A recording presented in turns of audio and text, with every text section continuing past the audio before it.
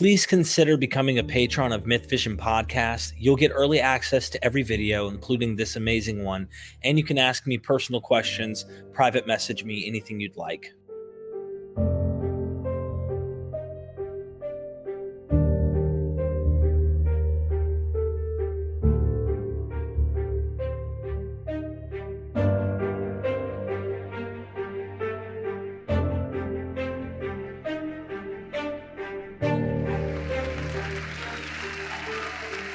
Professor Joel Baden, there is this, lingering demon called dating of the Bible that floats around, and some people dare take jabs at it, but seems like it's somewhere we should tread very lightly on being confident in any way, shape, or form for many reasons. However, being so light to a point where we're not actually able to maybe indicate when some of this stuff is. I don't know how to approach this. I mean, I'd love for you to just say, okay, Derek, this book was written in the 8th century, this book was written in the 5th century, this book was written in the 3rd century, this book was written in the 7th century. You know, it'd be awesome if you just knew and you didn't have a problem and we had the answers. But that's not the case. So I'm going to just hand over the dog crap and say, here you go. Yeah, thanks. So I hate dating texts. This is, especially in the Pentateuch, which is where I do most of my work. This is a thing I say all the time, so not giving away any secrets here. What I'll say is this: for my purposes, in terms of Pentateuch, I hate it because it's distracting, right? Like, if what I do in the Pentateuch is look at it as a literary text and say, here's where I find contradictions, here's where I see continuities, here's where I think it came from. Here's what I think the strands or the threads or the sources it was created out of, then dating isn't really relevant to any of that, right? Like, as I've said something like, it doesn't matter to me if like the priestly source is from the 8th century BC or from like the 4th century CE. I don't, like, it's still there, right? Like, when you date it doesn't really affect, so, and I have colleagues who think that the priestly stuff is pre-exilic, and I have people who think it's post-exilic, and I don't mind either way, like, because it doesn't change what it actually is. So I find it to often be a distraction in that case. Having said that, there's lots of texts where it makes something of a difference. There are obviously texts where dating is reasonably apparent because it tells you at the front of it when at least its contents are supposed to be understood, right? So prophetic books. Prophet, these are the words of the prophet so-and-so who prophesied during the reign of king whatever, whatever. And then when you read the stuff, right, like Isaiah, who prophesied in the reign of King Hezekiah and Uzziah. All right, and then I have stories and like I have stuff where he's like, okay, Hezekiah, like that's like, it's set in a particular time and place. Does that mean it was written then? Well, maybe, maybe not. But like, at the very least, it wasn't written before then, right? Like, right. You can't date Isaiah before Hezekiah, right? Because that doesn't make sense. But there's a few issues. First is, when we talk about dating biblical texts, what are we talking about? We're talking about the first time somebody composed the first part of the thing that we're talking about, or we're talking about the end product. So, for example, I don't know, pick your any book, right. Really. I mean, we were talking about this earlier, right? Any book you pick has gone through a process of editing and revision, right? We have no books that are pristine examples of like the one time someone sat down and wrote it and here it is for us, right? They've all been updated, which obviously affects our ability to date them, right? So we can give an example. In Jeremiah, what appears is the Dead Sea Scroll is smaller, the Dead Sea Scroll version of Jeremiah, than the MT that we find. It's obviously been elaborated. And yeah, it's in Jeremiah. There's obviously weird stuff is happening in the book of Daniel. And we don't even know if the Dead Sea Scroll one is. Of course not. So I mean, we have evidence of it in our own manuscript evidence, which is great. But also, you can see it in prophetic books that are like entirely focused on the northern kingdom of Israel, right? And then at the end, they're like, "You too, Judah." Like, come on, like that. Clearly, somebody like added that on as an expansion, probably once the northern kingdom had fallen, and they were like, "Oh, we need to make this prophecies relevant for the remaining people. Anyway, you see it all over the place. Every book has it. So if I was to date the priestly source of the Pentateuch, am I dating the first priestly? I know I shouldn't talk about dating. The cops are coming. If I'm talking about the priestly source of the Pentateuch, am I talking about the first layer of the underlying core of the priestly stuff? Or am I talking about the final product of the priestly thing? The priestly source of the Pentateuch was composed in its entirety over the course of, I think, hundreds of years. Which means sometimes it'll have references, priestly source doesn't, but like, you know, you can imagine having references to like different moments in history. So dating would be tricky. So dating is super tricky. And what happens when I start dating texts because I think that the theology or the idea that's being put forward in that text best fits in whatever period, right? That becomes tricky too, because then it's my judgment of a text only emerging in a time when I already know that the idea is out there or something being disputed, but like somebody must have had the idea first or earlier. It's there's a wonderful article I recommend to you. I don't know whether you can find it online or how, but it's an article by my colleague Benjamin Sommer, who maybe you should interview. He teaches at JTS, Jewish theologian, biblical scholar, one of my favorite people on earth. It's an article essentially about why it is so tricky to date texts based on when we think they best fit, right? So he gives the example, right? What if I find a text that is talking about the Davidic monarchy? It could be from the period of the Davidic monarchy. It could also be from a period when the monarchy has fallen, and I'm imagining the monarchy in like some sort of optimistic, it'll come back kind of way. Those are both perfectly plausible, like, social locations for a text. Neither one of them is necessarily right. Like, there's all kinds of, subjective stuff that gets in the way. Oh, I think this theme only came about in this time period. Maybe, but like, we can look at the history of literature and recognize that people write about stuff in all kinds of moments that aren't the moment when it would necessarily best fit. And that's the difficult part, like for maximalist and minimalist. For those who don't know, maximalist is someone who just historiography takes the word at what it says and accepts Moses wrote this or, whatever. And minimalist is someone who will come on and say, well, the earliest archaeological data that I have, or they'll use other stuff. Like I'll give you an example that Russell Gamirkan that has done like the dating, and he's written this in his Berosus in Genesis, Manetho, and Exodus. He brings up the Elephantine papyri, and he's like, if there was a Torah and an established written document with Deuteronomy or the law, or there's already something floating around, they don't seem to know about it, right? Because they're in a different region, so someone could argue, well, they're not aware because they're not under this monarchy or this empire. They're not in Judah, they're not in Samaria, whatever it might be. But then he uses other things like going into some of the writings that are going on about Berosus and Manetho and what they spoke about with Jewish people. And one of the myths about Moses, how Moses went not only through this exile process, but he also establishes a temple, and he's giving laws, and he's located in the area of Judea and all that. That's like extremely anachronistic compared to the narrative of Moses. And they're like, well, if they knew a story of Moses that was already established in the Pentateuch, why didn't they mention that? Like, so there's kind of like the evidence earliest we know dates doesn't give us the picture of the Pentateuch that we have. So they go, well, we must not have had it, or we're very skeptical about having it already. You see what I'm saying? Yeah, it's our understanding today of what was important when is not necessarily the same idea that the same as theirs. So when you say something like, how the Elephantine people seem not to have known a Torah, that's only evidence for there not being a Torah if your understanding of Torah is as a universally accepted within, Yahweh worshiping communities document.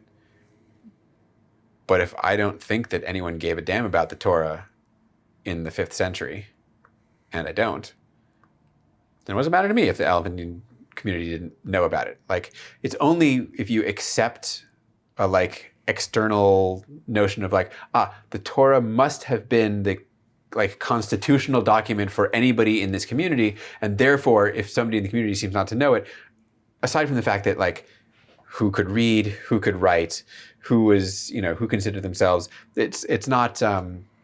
It only works if you accept a certain number of like initial things. This, same thing with the Moses stuff. Like, yeah, okay, some later group had some other traditions about Moses. Man, like, have you read the rabbis? They had all kinds of traditions about Moses, like, that aren't in the Bible. That doesn't mean that they didn't have the Bible. I know they had the Bible, right? But they make up all kinds of stories. I don't know why I did that. I got very bright suddenly. Sorry. It's all right. I don't know why that did that. You take a break? No, you're good. All right. I grew up thinking that knowing the story about Abraham having like toppled the idols over in his father's idol workshop, and like that being the moment when he like established his faith in God. That story isn't in the Bible. Like, I thought it was, but it wasn't. That's just like, it's a rabbinic story about Abraham. Now, just because the rabbis tell that story about Abraham, it's not in the Bible, does that mean the Bible didn't exist? Like, no, it just means that like people are always telling stories and expanding stuff, and like that's totally right. That's a totally standard interpretive process that doesn't tell us anything about the existence of a thing. In any case,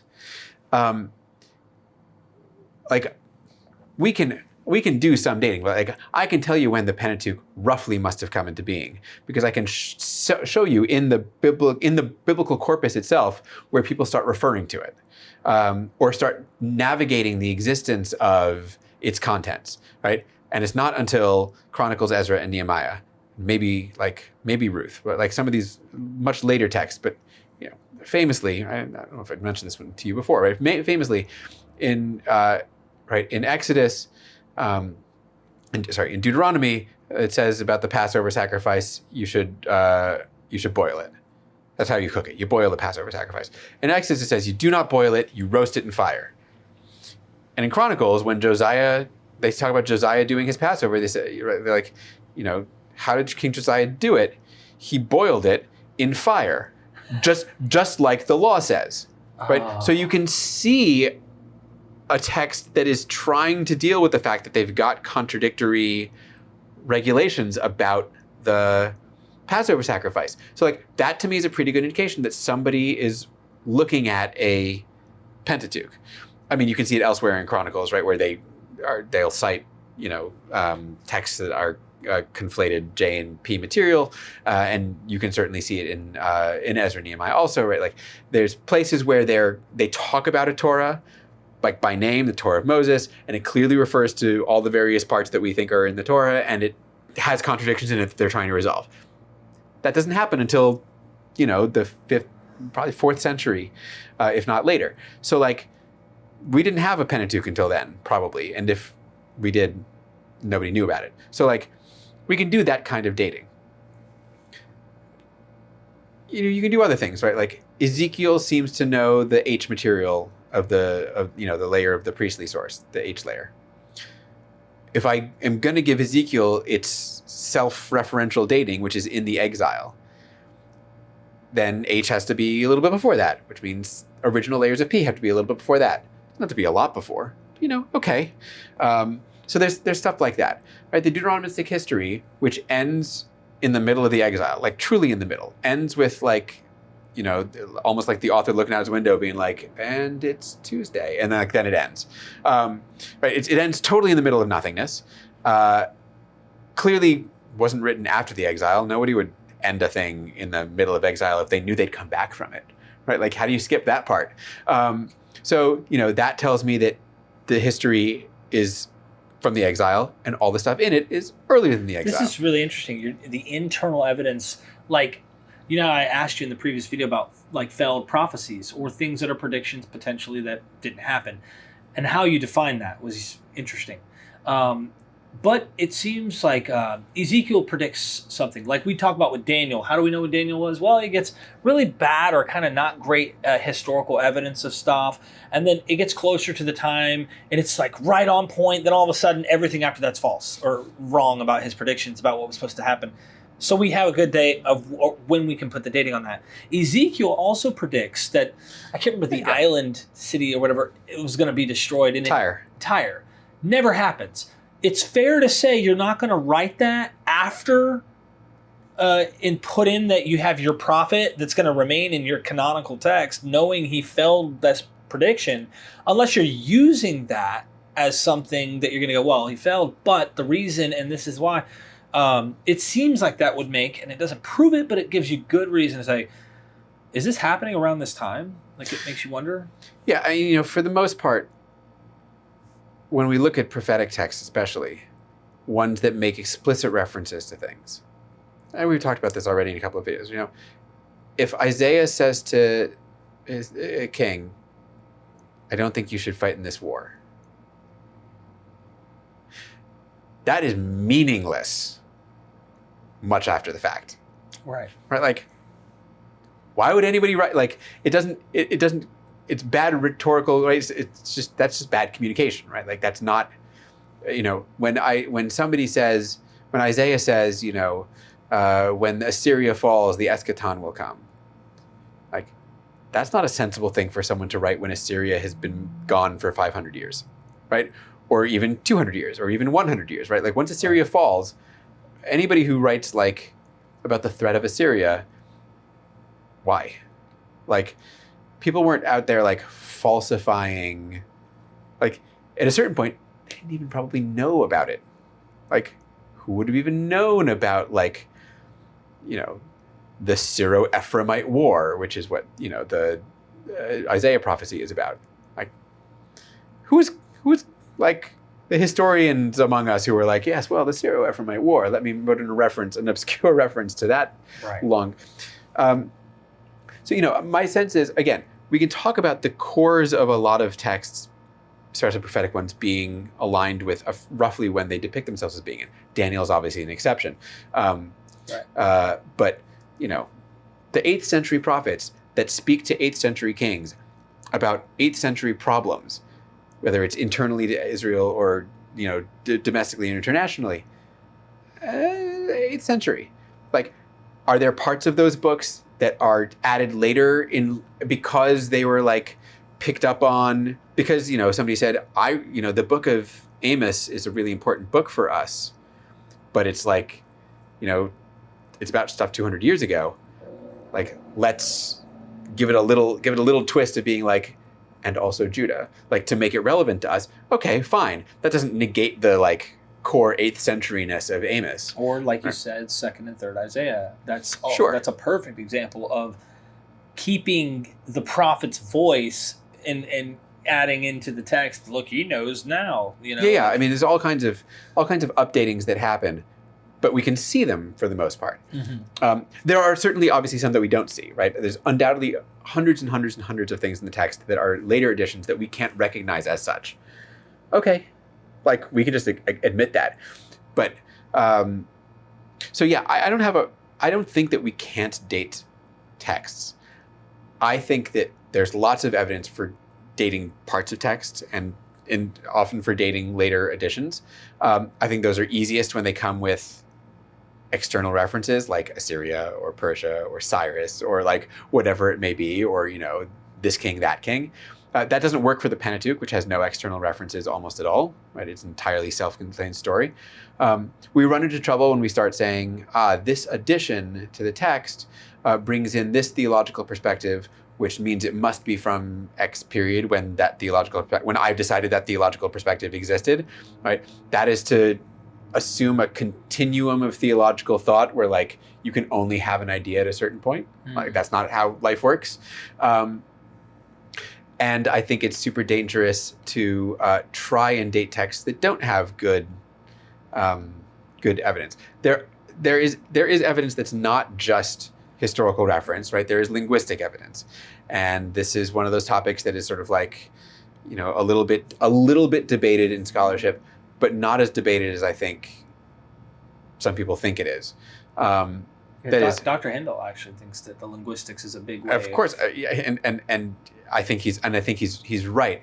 He may go a little bit too far in that direction, but not much. I mean, I think we all know languages change, right? Once we understand that language changes, universally, all languages, right? Remember, the gap between a 10th century, 9th century, 8th century Hebrew text and a 4th century Hebrew text is the gap between us and Shakespeare, right? So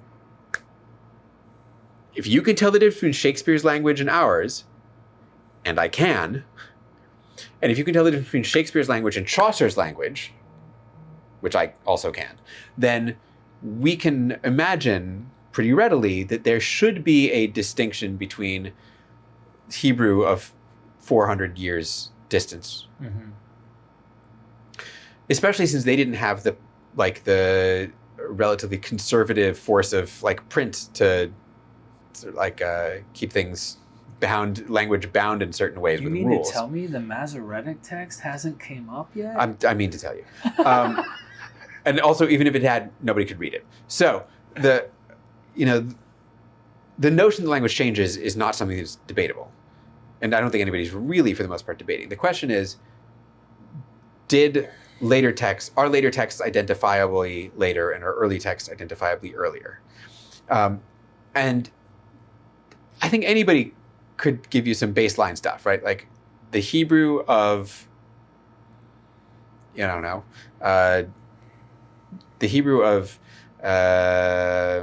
what's it good? It's hard to come up with obviously nobody disagrees pre-exilic material, but in theory of an 8th century prophet, and the Hebrew of Chronicles are simply not the same, right? They're close. You can read both of them, but there's differences. There's syntax differences and grammar differences, and all kinds of vocabulary differences, all of which are traceable and trackable, and you can align with other things in other texts in and out of the Bible, and all of that is doable. In order to claim that older texts aren't actually older, then you have to say, they're just later texts that somebody has written in an old style. Right.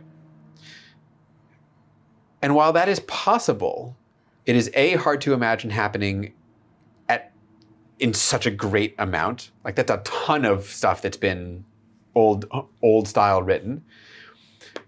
And B, it has to be done really, really well, right? It is incredibly hard to write in a legitimately archaic style, right? Really hard.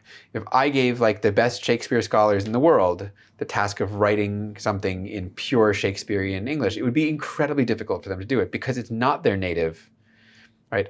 And they're people who are aware of language change as a thing, right? They know what they're trying to do, mm-hmm. right?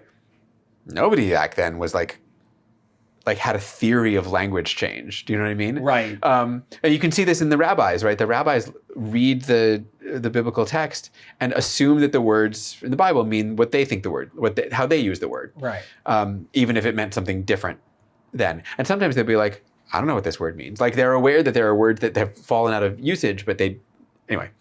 So linguistic evidence is a legitimate way of thinking about dating of texts. And the work on that is definitely ongoing. I don't personally think that it's the kind of thing we can just dismiss and be like, well, anybody could write in old style Hebrew. I don't think that's true. So that's another potential way of dating text, right? I know when I'm I know when I'm reading something from the 4th century as opposed to reading something from the 8th century. And I think most people are who read the Hebrew well can do the same. I think in general, when we talk about dating, one of the things we always need to keep in mind is why we care. And I realize that there's a whole swath of people who care because there's questions of legitimacy that are tied in with early is authentic and early is legitimate and later is illegitimate, which is weird to me because the New Testament's definitely later than the Old Testament, but that one's cool. But within the Old Testament or the Hebrew Bible, if we say stuff is late, we've somehow delegitimized it, or there's all kinds of people have weird hangups about dating. Sometimes the earlier thing is the better thing, and sometimes the later thing is the better thing, and it depends whether you agree with it or not, basically, it seems to me. But why we care about dating is important. It's an important question to ask, right? There's not there's not an obvious universal. It obviously matters when this text is from. Would you say, and this is something I think it will end it on, we've got a few minutes, would you say that dating the text is for more of a hypothesis, if I could use that as an example to say we don't really have the answer, than the documentary hypothesis? So if you were to set them side by side, just as an imaginary image, here's the documentary hypothesis close to a theory that seems to be valid or can be validated in some sense, and you have this dating thing. Would you say dating's like further from getting to an actual conclusion than the documentary hypothesis? Again, I think it really depends on which text you're looking at. I think that the documentary hypothesis in the Pentateuch has far more evidence than any question of dating the documents of the Pentateuch. Thank you. I think, but again, there are texts that I think are pretty relatively easily dateable. Again, like they're about what they're about, right? It doesn't make sense for someone in the 4th century to write about a prophet talking about stuff that's going on in the 8th century, right? Yeah. I assume that stuff came from the 8th century and then was shaped and reworked, but we can talk about there being a core. External references, language, right? All of it, it all kind of works together to make sense to me. I think this also plays into our fictional or fact, did he exist, did he not exist idea? Because I noticed, like, when we started at the earliest, going from Adam, kind of, sort of, this is a bad analogy because some of these texts and sources might date differently, but either way, like, when we got through the fluff of completely almost fictional, and if there was a guy, we don't know really what he did, to, all right, we're getting somewhere, King David's on the scene, but still kind of, then we got kings and we have real prophets that are doing crazy stuff and dealing with real situations. I think that whole imaginary area kind of plays a significant role in, like, it's probably happening around the same time some of this pre-exilic, post-exilic stuff is being written. Wouldn't you agree? I mean, any time from pre-exilic, meaning 800s, to down into the possible Persian era, depending on what it is. Mm-hmm. But the Pentateuch, when would you say that was, if you were to give a guess? So again, the Pentateuch as a whole gets put together in something like the 4th century. Okay. Probably. That means no. I mean, I think that's pretty clear. Yeah. That's pretty clear. It's component parts must be before then, but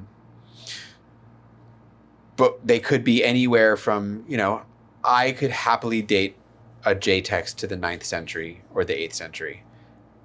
In both in its initial composition, any of them to there.